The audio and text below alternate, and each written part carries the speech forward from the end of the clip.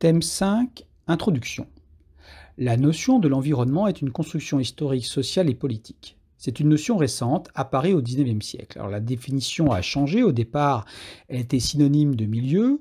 Aujourd'hui, parler d'environnement, c'est s'intéresser aux relations, aux interactions entre les sociétés humaines et leur milieu.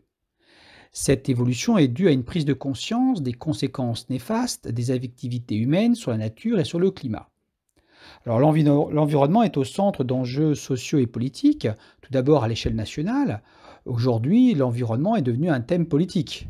On peut citer René Dumont qui, en 1974, fut le premier candidat écologiste à l'élection présidentielle. C'est aussi dans les années 70 que les premiers mouvements écologistes apparaissent, ainsi que les ministères de l'Environnement. À l'échelle internationale, c'est dans les années 80 que véritablement on parle d'environnement, notamment dans la définition de développement durable, où la croissance économique doit tenir compte à la fois de l'amélioration du bien-être des gens, tout en préservant l'environnement.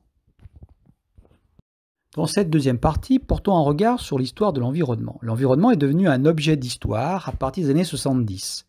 Et effectivement, ces études nous démontrent que la conception de l'environnement a évolué. Il n'y a plus de rapport de domination de l'homme sur le milieu naturel. On étudie aujourd'hui l'histoire des relations entre les sociétés humaines et leur milieu depuis les temps les plus anciens, donc c'est un temps très long.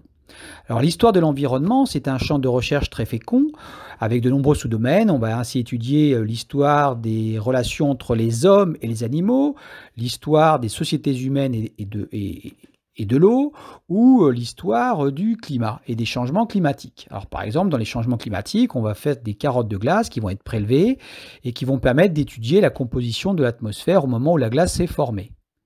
Alors les résultats des travaux scientifiques ont montré l'ampleur des changements environnementaux en relation avec les activités humaines. Alors en classe, nous étudierons ce qu'on appelle le réchauffement climatique, mais aussi ce qu'on appelle l'impact des activités humaines sur le milieu naturel, à savoir l'empreinte écologique, et enfin la disparition de la biodiversité, ce qu'on appelle la sixième extinction massive, ce qui fait dire à certains spécialistes que nous sommes entrés dans une nouvelle ère géologique, l'Anthropocène, dont je vous laisse noter la définition.